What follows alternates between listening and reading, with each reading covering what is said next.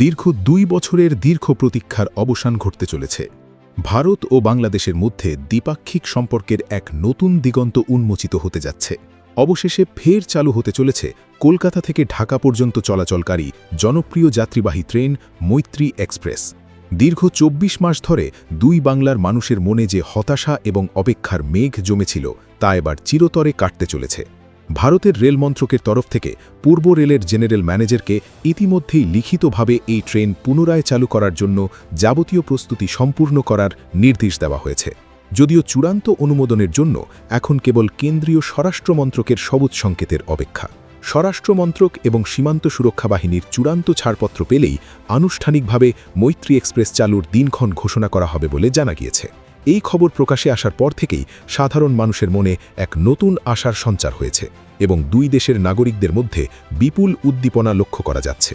উল্লেখ্য, ২০২৪ সালের ১৯ জুলাই ওপার বাংলায় লাগাতার রাজনৈতিক অস্থিরতা এবং হিংসার ঘটনার জেরে নিরাপত্তার স্বার্থে মৈত্রী এক্সপ্রেসের যাত্রা পুরোপুরি বন্ধ করে দেওয়া হয়েছিল। সেই সময় দুই দেশের মধ্যে যোগাযোগ ব্যবস্থায় বড়সড় প্রভাব পড়েছিল। চিকিৎসা, পর্যটন, ব্যবসা এবং আত্মীয় স্বজনদের সঙ্গে দেখা করার উদ্দেশ্যে প্রতিদিন যে হাজার হাজার মানুষ দুই বাংলার মধ্যে যাতায়াত করতেন তারা চরম বিপাকে পড়েন। ট্রেন চলাচল বন্ধ হয়ে যাওয়ায় বাস এবং বিমানের ওপর অতিরিক্ত চাপ পড়েছিল, যা সাধারণ মানুষের জন্য বেশ ব্যয়বহুল এবং সময় সাপেক্ষ ছিল। সড়কপথে বেনাপোল এবং পেট্রাপোল সীমান্তে ঘণ্টার পর ঘণ্টা দাগিয়ে থাকার কষ্ট যাত্রীদের অসহনীয় করে তুলেছিল। বিশেষ করে যারা চিকিৎসার জন্য ভারতে আসতেন তাদের ভোগান্তি ছিল সবচেয়ে বেশি। বয়স্ক মানুষ এবং মুমূর্ষু রোগীদের জন্য বাসের যাত্রা ছিল অত্যন্ত কষ্টদায়ক। অন্যদিকে বিমানের আকাশছোঁয়া ভাড়া সাধারণ মধ্যবিত্তের নাগালের বাইরে চলে গিয়েছিল।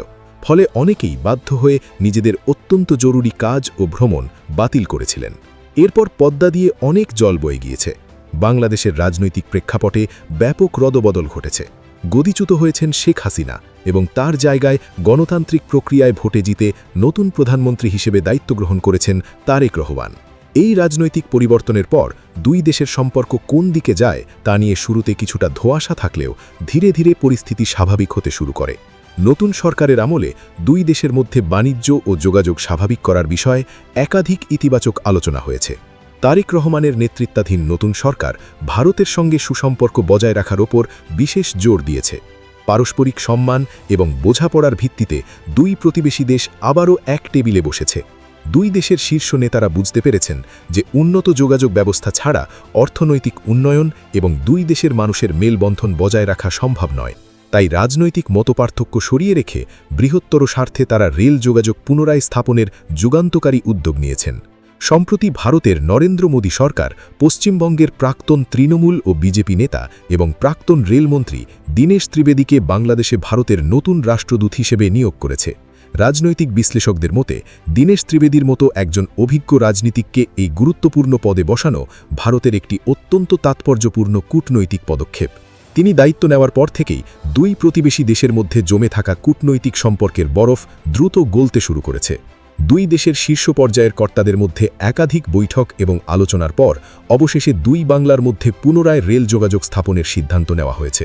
বিদেশ মন্ত্রকের একটি সূত্র জানাচ্ছে, মৈত্রী এক্সপ্রেস চালু হওয়াটা আসলে এই উন্নত কূটনৈতিক সম্পর্কেরই একটি সফল পরিণতি।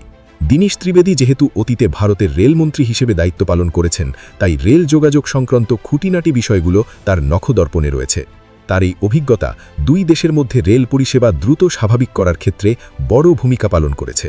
পূর্ব রেল সূত্রে খবর, রেল মন্ত্রকের নির্দেশ পাওয়ার পর থেকেই তারা তৎপরতার সঙ্গে কাজ শুরু করে দিয়েছে। দীর্ঘ ২ বছর ট্রেনটি বন্ধ থাকায় এর বগি এবং ইঞ্জিনের বিশেষ রক্ষণাবেক্ষণের প্রয়োজন রয়েছে। ইতিমধ্যেই ট্রেনের কোচগুলোর যান্ত্রিক পরীক্ষা নিরীক্ষা শুরু হয়েছে। কলকাতা স্টেশন থেকে গেদে হয়ে দর্শনা সীমান্ত পর্যন্ত রেল লাইনের ফিটনেস এবং সিগন্যালিং ব্যবস্থা অত্যন্ত গুরুত্বের সঙ্গে খতিয়ে দেখা হচ্ছে। বাংলাদেশ রেলওয়ের সঙ্গেও নিয়মিত যোগাযোগ রাখছেন ভারতীয় রেলের আধিকারিকরা। যাত্রীদের জন্য টিকিট বুকিং ব্যবস্থা কিভাবে ঢেলে সাজানো যায় এবং ইমিগ্রেশন ও কাস্টমস ক্লিয়ারেন্স প্রক্রিয়াকে কিভাবে আরও দ্রুত এবং যাত্রীবান্ধব করা যায় তা নিয়ে দুই দেশের মধ্যে নিরন্তর আলোচনা চলছে। নিরাপত্তা ব্যবস্থায় কোনো রকম ফাঁকফোকর রাখতে চাইছে না কোনো পক্ষই। তাছাড়া ট্রেনের ভেতরের পরিবেশ যাত্রীদের জন্য আরামদায়ক করতে শীতাতপ নিয়ন্ত্রিত ব্যবস্থা এবং কেটারিং সার্ভিস নতুন করে পরীক্ষা করা হচ্ছে। যাত্রীরা যাতে কোনো ধরনের অসুবিধার সম্মুখীন না হন সেদিকে বিশেষ নজর দেওয়া হচ্ছে। 2008 সালের 14 এপ্রিল প্রথমবার চালু হয়েছিল এই মৈত্রী এক্সপ্রেস। তারপর থেকে এটি দুই দেশের মানুষের কাছে শুধু একটি যাতায়াতের মাধ্যম নয়, বরং দুই বাংলার মিলন সেতু হয়ে উঠেছিল। দীর্ঘ বছর ধরে অত্যন্ত সফলতার সঙ্গে চলা এই ট্রেনটির হঠাৎ বন্ধ হয়ে যাওয়াটা অনেকের কাছেই ছিল বড় একটি ধাক্কা, বিশেষ করে বয়স্ক যাত্রী এবং রোগীরা যারা বাসের বা রাস্তার যানজটের ধকল সহ্য করতে পারেন না, তাদের জন্য মৈত্রী এক্সপ্রেস ছিল আশীর্বাদ স্বরূপ। কলকাতা স্টেশন থেকে উঠে একেবারে ঢাকা ক্যান্টনমেন্ট স্টেশনে গিয়ে নামা, মাঝপথে কোনো বাড়তি ঝামেলা ছাড়াই সুরক্ষিত পরিবেশে ইমিগ্রেশন সম্পন্ন হওয়া, এই সুবিধাগুলো যাত্রীদের কাছে অত্যন্ত আকর্ষণীয় ছিল। নতুন করে ট্রেন চালু হলে এই সুবিধাগুলো আগের মতোই বজায় থাকবে, বরং প্রযুক্তিগত উন্নয়নের মাধ্যমে যাত্রী পরিষেবা আরও উন্নত করা হবে বলে রেলকর্তারা আশ্বাস দিয়েছেন। এই ট্রেনটি দুই বাংলার শিল্প, সাহিত্য এবং সাংস্কৃতিক আদান প্রদানের একটি অন্যতম প্রধান মাধ্যম হিসেবে কাজ করেছে বছরের পর বছর ধরে।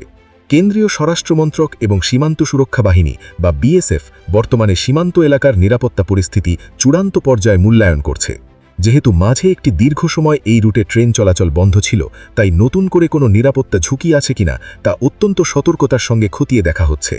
বিএসএফ এবং বর্ডার গার্ড বাংলাদেশ বা বিজিবির মধ্যে ফ্ল্যাগ মিটিং এবং সমন্বয় সভার মাধ্যমে রুটিন পেট্রোলিং এবং ট্রেনের পাহারার বিষয়টি চূড়ান্ত করা হচ্ছে। সবকিছু ঠিকঠাক থাকলে খুব শীঘ্রই স্বরাষ্ট্রমন্ত্রকের তরফ থেকে চূড়ান্ত ছাড়পত্র চলে আসবে বলে আশাবাদী রেল ভবন। আন্তর্জাতিক সীমান্তে চোরাচালান রোধে এবং যাত্রীদের নিশ্চিত নিরাপত্তা নিশ্চিত করতে আধুনিক প্রযুক্তির স্ক্যানার বসানোর পরিকল্পনা করা হয়েছে এবং স্টেশনগুলোতে সিসিটিভি ক্যামেরার নজরদারি আরও বৃদ্ধি করা হচ্ছে। মৈত্রী এক্সপ্রেস পুনরায় চালুর খবরে দুই বাংলার সাধারণ মানুষের মধ্যে ব্যাপক উৎসাহ এবং উদ্দীপনা দেখা গিয়েছে। কলকাতার নিউ মার্কেট এলাকার ব্যবসায়ী থেকে শুরু করে সীমান্ত এলাকার সাধারণ মানুষ সবাই এই খবরের জেরে উচ্ছ্বসিত। গত 2 বছরে বাংলাদেশ থেকে আসা পর্যটকের সংখ্যা কমে যাওয়ায় নিউ মার্কেট এবং সংলগ্ন এলাকার হোটেল ও ব্যবসা বাণিজ্যে চরম মন্দা দেখা দিয়েছিল। এখন ট্রেন চালুর খবরে ব্যবসায়ীরা আবারও লাভের মুখ দেখার আশায় বুক বাঁধছেন। অন্যদিকে মৈত্রী এক্সপ্রেস চালু হলে বন্ধন এক্সপ্রেস এবং মিতালি এক্সপ্রেসের মতো অন্যান্য ভারত ও বাংলাদেশ যাত্রীবাহী ট্রেনগুলিও খুব দ্রুত পুনরায় চালু করার পথ প্রশস্ত হবে বলে মনে করা হচ্ছে। সব মিলিয়ে দুই বাংলার মানুষের মধ্যে আবেগ, সংস্কৃতি এবং অর্থনীতির যে নিবিড় টান রয়েছে, মৈত্রী এক্সপ্রেসের চাকা আবার গড়ানোর মাধ্যমে তা আরও সুদৃঢ় হবে বলেই মনে করছে বিশেষজ্ঞ মহল। এখন কেবল সেই শুভদিনের অপেক্ষায় প্রহর গুনছেন দুই দেশের আপমর জনসাধারণ। সম্পর্ক উন্নয়নের এই ধারা অব্যাহত থাকলে আগামীতে আরও নতুন নতুন রুট চালুর সম্ভাবনা তৈরি হতে পারে বলে অনেকেই আশাবাদী।